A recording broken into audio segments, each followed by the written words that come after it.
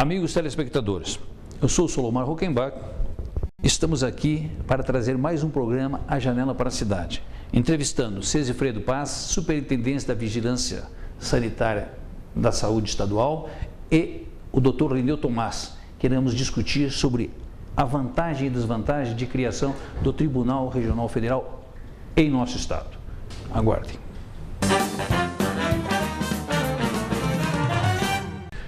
Seguindo com a nossa programação, agora vamos falar sobre saúde em nosso estado. E aqui nós temos Sesifredo Paz, que ele é Superintendência da Vigilância e Saúde da Secretaria Estadual. E Sesifredo, aproveitando a sua presença, agradecemos a sua presença no programa Uma Janela para a Cidade, nós gostaríamos que o senhor já começasse conversando como é que está a saúde do trabalhador no estado. A saúde do trabalhador é uma área muito importante, faz parte da vigilância em saúde. Também temos toda a parte de assistência aos trabalhadores, que é prestado pelo Sistema Único de Saúde. Nós temos, como em todo o Brasil, um processo ainda de estruturação dessa área. A saúde do trabalhador, ela, dentro do Sistema Único de Saúde, ela nunca foi priorizada como deveria. Aqui no Paraná, a partir de 2011, nós aprovamos a Política Estadual de Saúde do Trabalhador e estamos ampliando, por exemplo, as notificações dos acidentes e das doenças relacionadas ao trabalho. Nós aumentamos as unidades que notificam os casos, estamos implantando um protocolo de investigação, por exemplo, na área da agricultura, entre outras ações. Agora mesmo nós estamos realizando no estado 22 ciclos de debate sobre saúde do trabalhador. Em cada região vai ter esse debate, visando fazer com que o trabalhador, a trabalhadora, tenha uma assistência e uma segurança maior em relação à sua saúde. Nós não poderíamos de maneira nenhuma deixar essa área num segundo plano. Para nós, o trabalho, infelizmente, gera doenças, gera enfermidades e precisa o Sistema Único de Saúde estar preparado para atender as demandas que surgem nessa área. Sesifredo, aproveitando, gostaria que você informasse a nossa população, porque a finalidade do nosso programa é realmente mostrar o que acontece de forma real com a saúde do nosso estado, nosso município, nosso país. Os investimentos federais para a área de saúde estão atendendo às necessidades do estado? Eu diria que não. Tanto que há uma insatisfação ainda grande, porque o governo federal não coloca aquilo que deveria colocar em relação ao seu orçamento no Sistema Único de Saúde. Nós temos hoje uma lei que foi aprovada, que regulamentou uma emenda constitucional, a emenda 29, que obriga os municípios a colocarem 15% do seu orçamento em saúde. E muitos colocam muito acima disso, que obriga os estados a colocarem 12% do seu orçamento. O governo do Paraná, a partir do governo Beto Richa, do seu primeiro orçamento, já vem cumprindo esses 12%. Lamentavelmente, o governo federal não coloca o que deveria, que seria, no nosso entendimento, 10% do orçamento da União. Está bem aquém disso. E isso faz com que haja um subfinanciamento das várias áreas do SUS. Quer dizer, o governo federal, que é o maior arrecadador, arrecada aproximadamente 70% dos impostos, de todos os impostos que nós pagamos. Ele não coloca a sua parte no orçamento do SUS. Tanto que nós temos até uma campanha que visa instituir uma lei de iniciativa popular para que o governo coloque esse 10%.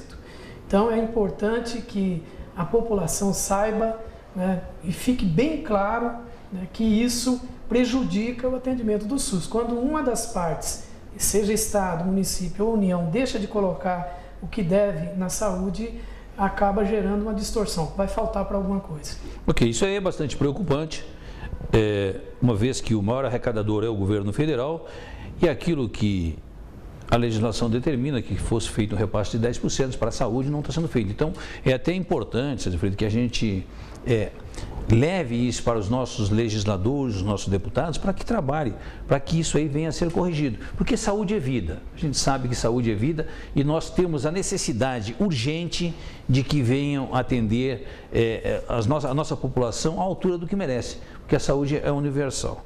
César Freire, me diga uma coisa, a campanha da dengue, que nos espantou, que houve uma grande quantidade de incidência, principalmente no norte do estado, ela foi bem sucedida? Nós tivemos esse ano, Solomar, uma reemergência da dengue no Brasil inteiro. Foram mais de 10 estados com epidemia, um número recorde de casos. Nós tivemos em 2012 um ano bem tranquilo, mas em 2013, no Paraná, nós tivemos uma conjunção de fatores que levaram a esse número de casos que a gente tem hoje, em torno de 40 mil casos, estamos com 14 óbitos. Neste momento, a epidemia diminuiu significativamente, nós estamos com apenas 6 municípios em epidemia e mesmo assim o número de casos caindo. Mas o que levou a isso? Primeiro, muitos municípios no processo eleitoral desestruturaram suas equipes de combate à dengue. Alguns prefeitos que estavam saindo mandaram gente embora, não mobilizaram a população, não fizeram as ações que tem que ser de rotina. Os que assumiram já assumiram com um quadro epidêmico. Tivemos também falta de mobilização da população, isso afetou severamente, os municípios também deixaram de fazer. Tivemos uma questão também importante que foi o clima. O clima esse ano, isso não somos nós que dizemos, são especialistas, por exemplo, da Universidade Federal do Paraná, que favoreceu muito a proliferação do mosquito. Então, todos esses aspectos levaram a esse número de casos que a gente teve. Por isso, nós temos que sempre pedir para a população, para os gestores, inclusive para nós também do Estado, que dengue se combate o ano inteiro. Se a gente não fizer aquelas ações que tem que fazer, eliminar os criadores dos mosquitos, mobilizar a população para isso, nós vamos ter a dengue todo ano, e é o que nós não queremos. Nós estamos trabalhando para evitar isso. Eu acho que isso é muito importante, César Freire, que você comentou, é que a prevenção deve ser constante por todos nós, cidadãos do Paraná e do Brasil. Porque qualquer descuido com uma vasilha que fica com água é um potencial criador do mosquito da dengue. Então isso a gente tem que ter um cuidado e nós somos responsáveis, porque a saúde nós também precisamos de saúde. César Freire, seria interessante também que você comentasse um pouco como é que transcorreu a campanha de vacinação em nosso estado. Importante isso, Solomar, porque o Paraná lutou muito para termos, primeiro, uma antecipação da campanha. O ano passado ela começou em maio. Esse ano a gente conseguiu antecipar 3 semanas e isso foi muito importante porque nós já entramos no frio a partir do mês de abril, final de abril, e precisamos ter o máximo de pessoas imunizadas. Então essa antecipação de 3 semanas nos favoreceu bastante. Segundo, nós conseguimos mais doses junto ao Ministério da Saúde. A gente tem que reconhecer que o nosso pedido foi atendido.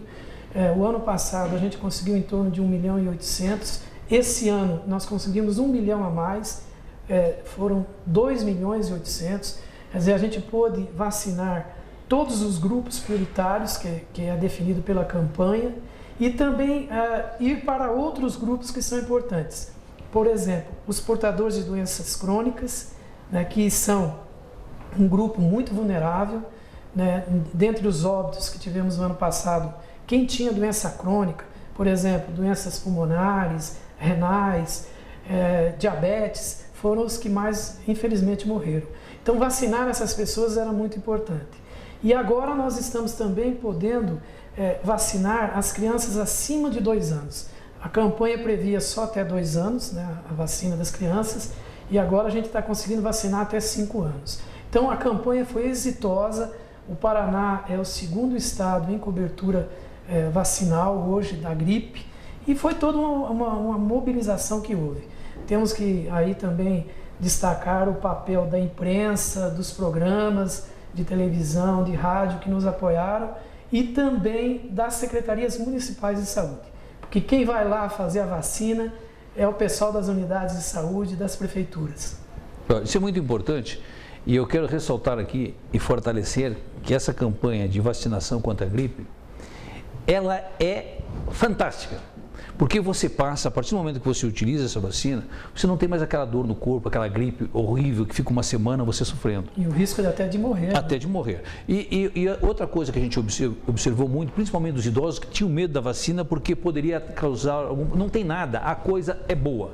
E tendo essa oportunidade que o Estado está oferecendo a nós, cidadãos, temos que utilizar. Eu acho que, inclusive, quiçá que um dia que toda a população tenha acesso a essa vacina, que ela é simplesmente fantástica. É importante, senhor Mário, explicar por que a gente não pode vacinar todo mundo. Nenhum país do mundo faz isso. Inclusive, alguns países nem oferecem gratuitamente para grupo nenhum. Não se vacina a população como um todo porque não há doses suficientes produzidas pelas indústrias. É uma vacina de difícil fabricação, feita em poucos meses, porque tem que ser sempre com os vírus que circularam no estado, no país e no hemisfério, antes de fazer a vacina. Então a população tem que entender que a estratégia dos grupos prioritários é uma necessidade por conta dessa falta de doses para todo mundo.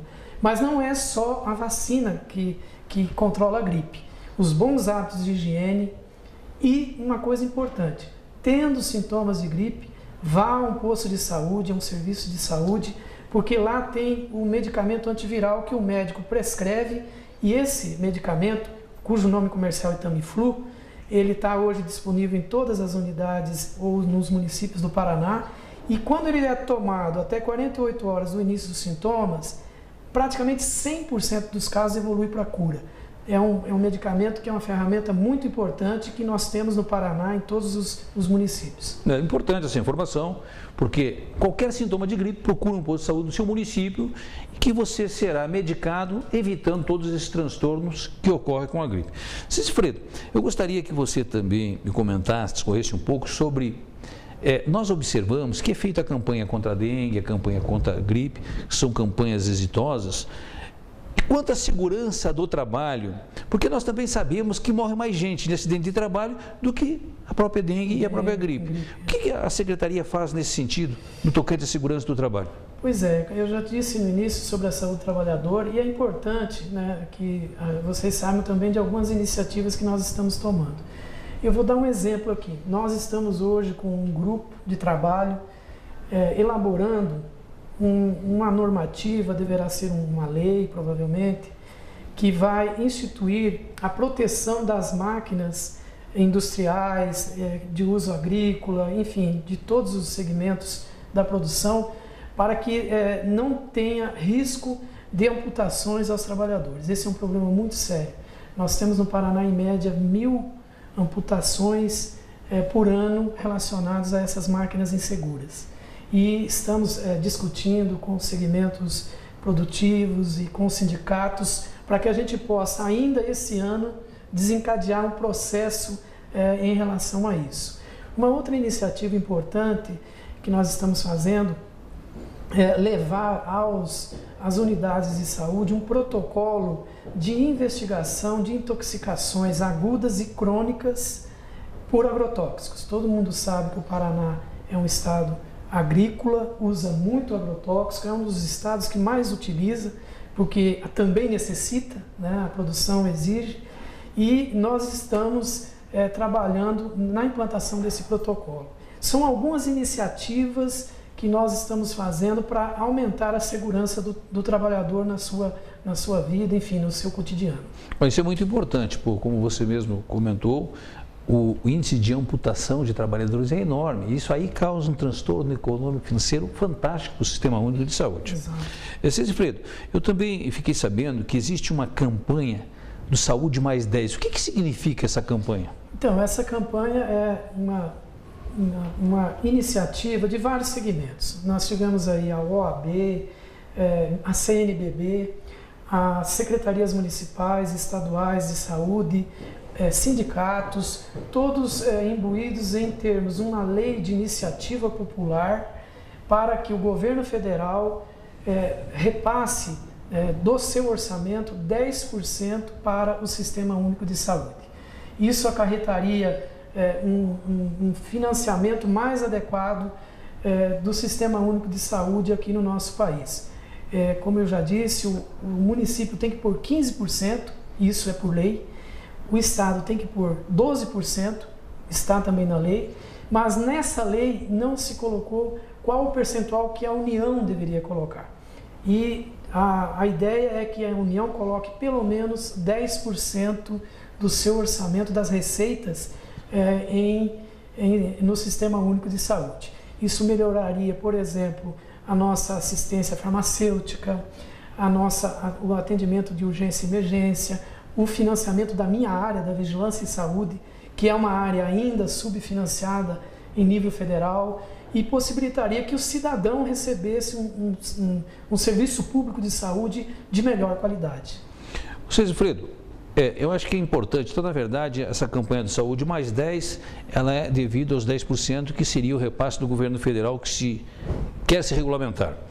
Eu também gostaria de estender aos nossos telespectadores que qualquer dúvida que vocês venham a ter, que queiram que a gente divulgue nosso programa, é só nos solicitar pelo e-mail umajanelaparacidade@gmail.com.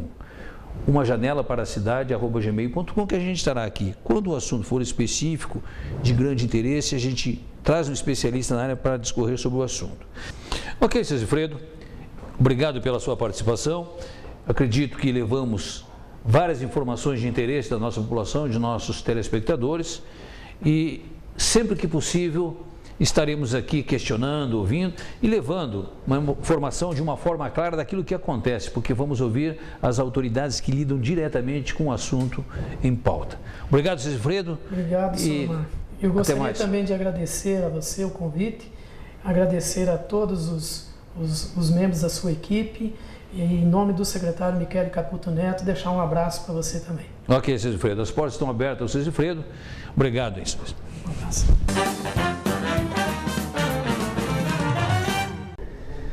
Olá, telespectadores, retornando com o programa Uma Janela para a Cidade, eu sou Lomar Huckenbach e apresento agora uma entrevista com o Dr. Lineu Tomás, especialista em Direito Tributário e Administrativo. Dr. Lineu, obrigado pela sua presença e vamos aproveitar um pouco do seu conhecimento e esclarecer a nossa população sobre o que está acontecendo na Justiça brasileira, estadual, enfim, na Justiça de nosso país. Dr. Lineu, para começar, estão para criar um Tribunal Regional Federal em nosso estado. Qual a sua posição a respeito da criação desse tribunal? Bom, primeiramente, Solomar, quero cumprimentá-lo pelo seu programa e dar um alô aí para os seus telespectadores. Olha, essa questão é uma questão muito importante, porque eu advogo na Justiça Federal. Aliás, até estou meio que parando de advogar, viu, porque não acredito mais na Justiça. Então é o seguinte, Solomar, eu tive que fazer diversas viagens a Porto Alegre para fazer sustentação oral, para, enfim, correr atrás dos processos do meu escritório. E essa distância realmente é massacrante, principalmente para o pessoal do Paraná. Eu acho que a implantação do Tribunal Regional Federal da 4ª Região foi um erro grave colocar em Porto Alegre. Por que em Porto Alegre? Lá no estado da fronteira, depois de Porto Alegre, tem o Uruguai, né?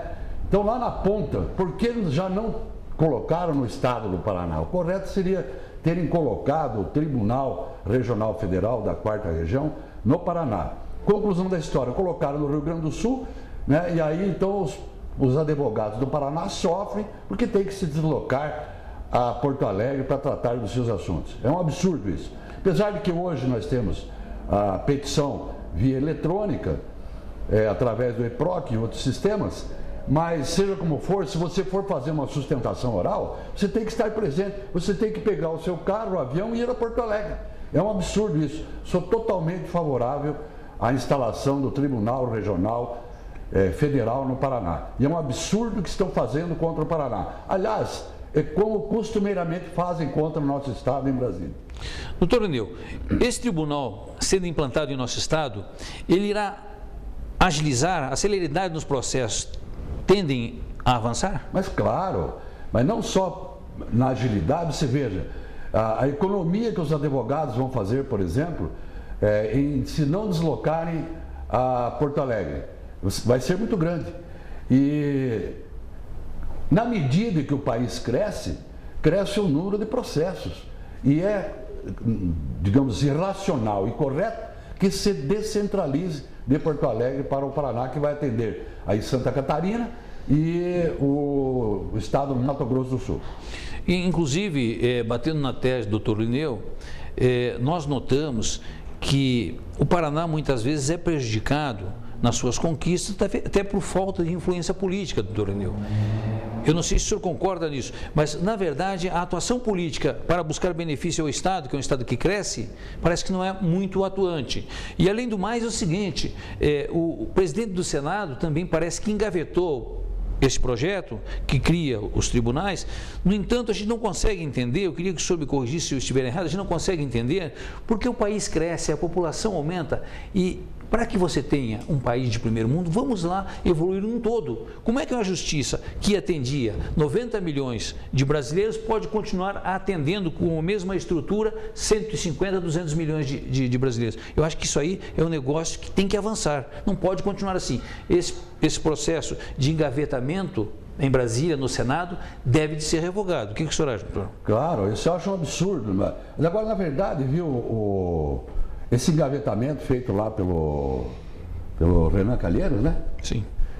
Senador, na verdade ele está atendendo um pedido do governo federal, da Dilma, que não quer porque vai gastar. Agora, bilhões na Copa eles jogam dinheiro fora de um lado e não aplicam onde é necessário. Antes de focar esse assunto, você falou um assunto muito importante aí.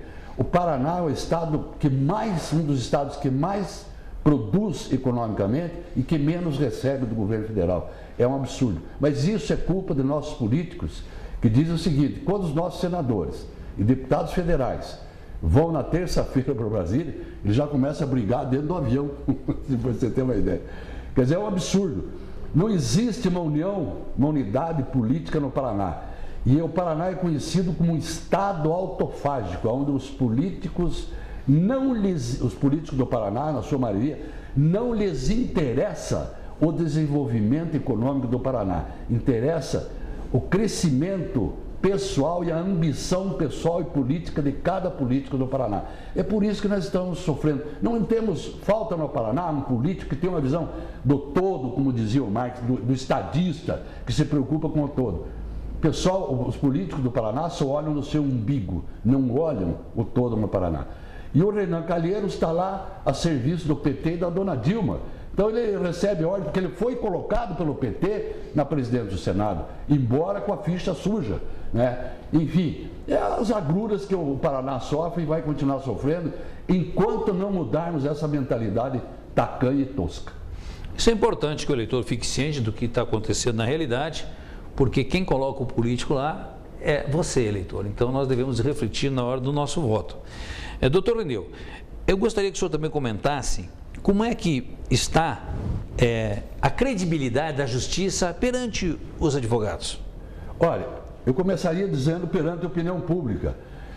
A credibilidade da justiça, pela última pesquisa que eu vi, tinha 12% de credibilidade, né? Ou seja, 88% da população brasileira não acredita na justiça, porque a justiça é elitista, a justiça não atende os reclamos populares. Criaram a justiça especial, que seria para atender as pessoas menos aquinhoadas, mais pobres, mas já está entulhada, já está emperrada. Eles não investem dinheiro na base da justiça, investem na alta cúpula, que nem aqui no Paraná. Constroem prédios e prédios e abrem vagas para desembargadores. Aí você vai numa cidadezinha aí, não tem juiz, falta juiz, não tem funcionário na primeira instância. Mas no Tribunal de Justiça sobram recursos e sobram mordomias. Infelizmente, não dá para acreditar na justiça. Eu até estou parando de advogar porque não estou acreditando mais na justiça. E os advogados, pior ainda. Numa pesquisa que eu vi recentemente, de 0 a 100, só 3,2% dos advogados acreditam ainda na justiça. Deram a nota 3,2 para a justiça, de 0 a 100. Então, a justiça faliu, está falida. Como está falida a segurança, Solomar? Como está falida a saúde, o SUS não funciona.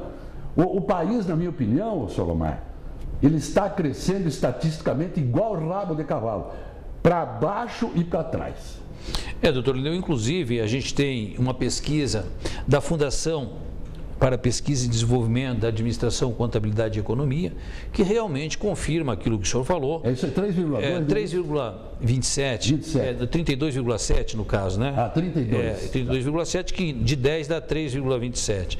E, doutor Lineu, o senhor poderia tentar nos esclarecer, na sua opinião, por que chegou a essa situação, a descredibilidade na justiça? Olha, eu acho o seguinte, viu? Não é só a falta de crédito da justiça. Eu acho que nós passamos, Solomar, primeiro, depois da Revolução de 64, quando acabou a ditadura militar, nós entramos no processo democrático. E aí que ocorreu a grande falha. O que aconteceu? A lei que regulava os partidos da ditadura era mais democrática do que a atual lei, porque ela entendia, o artigo 1º dizia, partido político de interesse do Estado. Mas daí eles vieram com a revolta, queriam, e acabaram privatizando os partidos políticos. Então os partidos políticos, hoje está lá, artigo 1º, atual lei de 96.